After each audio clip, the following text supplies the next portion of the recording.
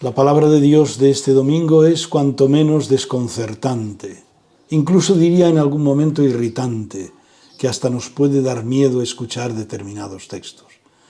Sin embargo, vemos cómo esa palabra de Dios está totalmente entremezclada entre las historias de cada uno de los personajes y en el Evangelio incluso llega a una radicalidad y a una agresividad que nos pueden dar miedo. Pero esto es lo último que desea la palabra de Dios. La palabra de Dios lo único que viene a decirnos es que tenemos que escucharla con ojos y oídos lo más reales posibles para responder a esa voluntad de Dios en nuestra vida, pero sin escamotear las opciones que se nos presentan cada día desde la palabra. Domingo 20 del tiempo ordinario, 14 de agosto. Lectura del libro de Jeremías. En aquellos días los príncipes dijeron al rey: «Muera ese Jeremías, porque está desmoralizando a los soldados que quedan en la ciudad y a todo el pueblo, con semejantes discursos. Ese hombre no busca el bien del pueblo, sino su desgracia». Respondió el rey Sedecías: «Ahí lo tenéis, en vuestro poder. El rey no puede nada contra vosotros». Ellos cogieron a Jeremías y lo arrojaron en el aljibe de Malquías, príncipe real, en el patio de la guardia, descolgándolo con sogas. En el aljibe no había agua, sino lodo, y Jeremías se hundió en el lodo. Ebed-melech salió del palacio y habló al rey: «Mi rey y señor, esos hombres han tratado inicuamente al profeta Jeremías, arrojándolo al aljibe, donde morirá de hambre, porque no queda pan en la ciudad». Entonces el rey ordenó a Ebed-melech, el cusita: «Toma 3 hombres a tu mando y sacad al profeta Jeremías del aljibe antes de que muera».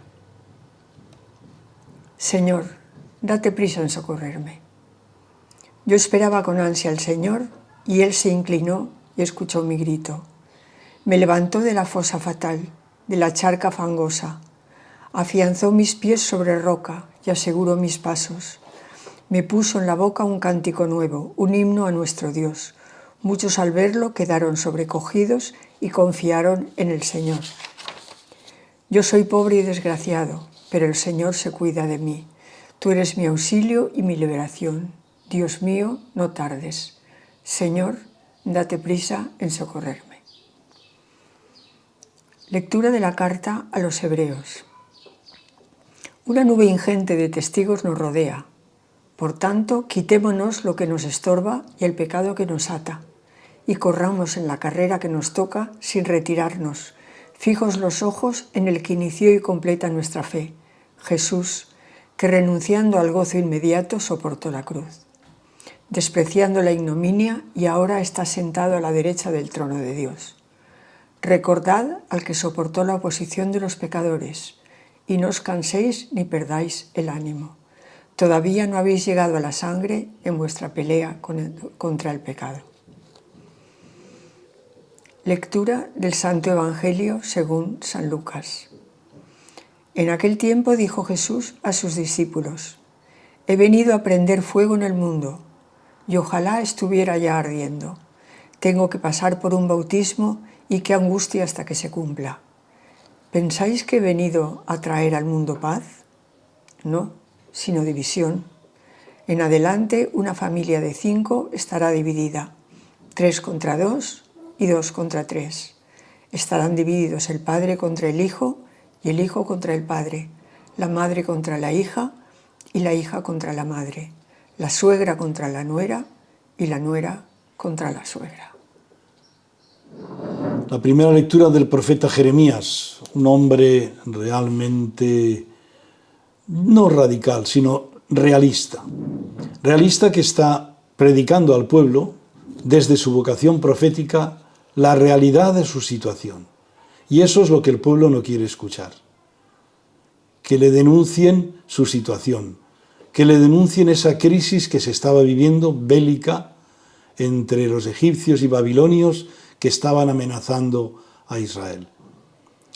¿Y eso qué hace? Que esa conjura político-religiosa llegue hasta el rey. y le piden al rey: muera ese Jeremías, porque está desmoralizando a los soldados. ¿Le van a culpabilizar entonces de las consecuencias de un posible conflicto porque está desmoralizando a los soldados? No. Está simplemente anunciando la realidad, los límites del pueblo de Israel frente a esos dos imperios. Y el rey, incapaz de hacerles frente, les dice que ahí lo tenéis en vuestro poder. El rey no puede nada contra vosotros.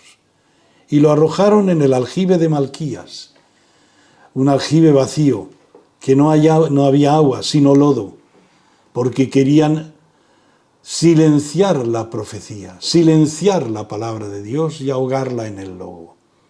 Sin embargo, hay un intercesor, Ebed-Melech, servidor del rey, el cusita, que le dice al rey: mira, mi rey y señor, esos hombres han tratado inicuamente al profeta Jeremías, arrojándole al aljibe.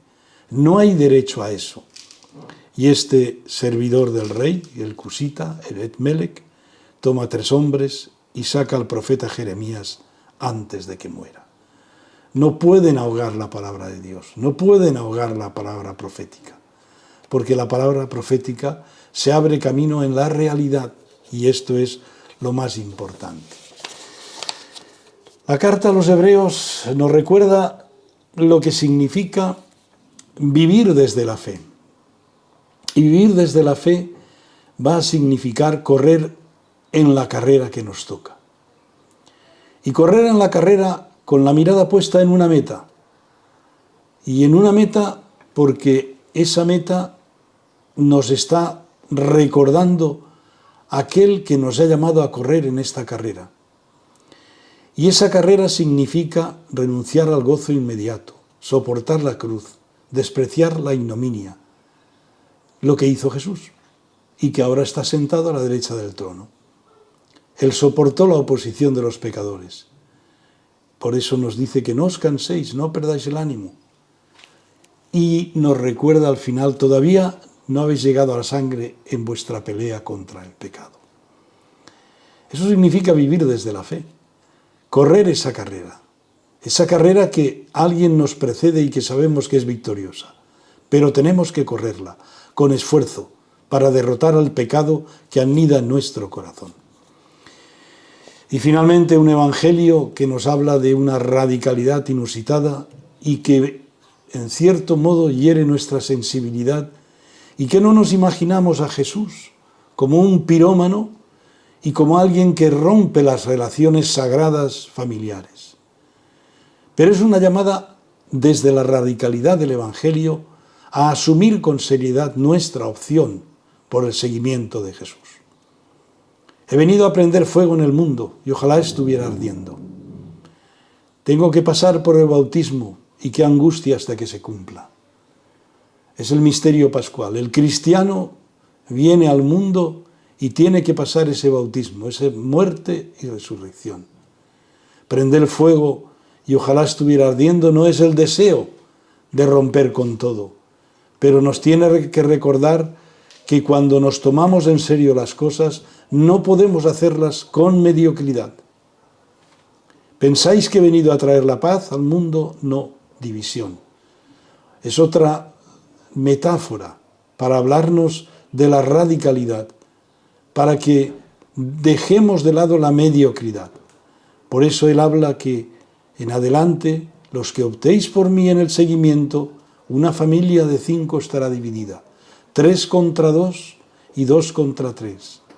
Estarán divididos el padre contra el hijo y el hijo contra el padre, la madre contra la hija y la hija contra la madre, la suegra contra la nuera y la nuera contra la suegra.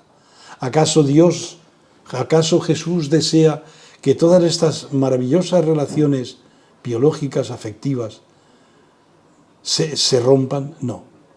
Lo que Jesús viene a decirnos es que hasta las relaciones más afectivas, más íntimas, más de sangre, más familiares, tienen que ocupar, o en todo caso, tener sentido desde el seguimiento de Jesucristo. Y que si es necesario, esa división, que no sea una división por otras razones, que no sea la opción por Jesucristo. Pero no olvidemos que estamos ante un lenguaje hiperbólico y radical. Eso no lo podemos olvidar. La punta de lanza es que nos tomemos en serio la opción por Jesucristo y por su seguimiento a todos los niveles. Que paséis un buen domingo y que disfrutéis del descanso, de la playa o de la montaña o de las fiestas en vuestros pueblos, si los tenéis, y si no, de las ferias a las que podáis acudir. Un abrazo. Cerramos con la conclusión. Los judíos no soportan las palabras de denuncia de Jeremías. Le desean la muerte y lo arrojan a una cisterna llena de lodo. Ebed-Melech, el cusita, tiene misericordia de él, se compadece y pide al rey que lo libere. El Salmo clama como el profeta: Señor, date prisa en socorrerme.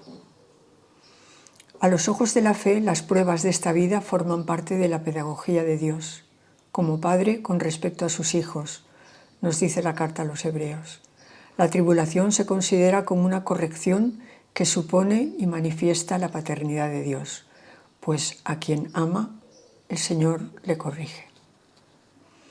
En el Evangelio, Jesús clama con fuerza: he venido a prender fuego en el mundo y ojalá estuviera ya ardiendo.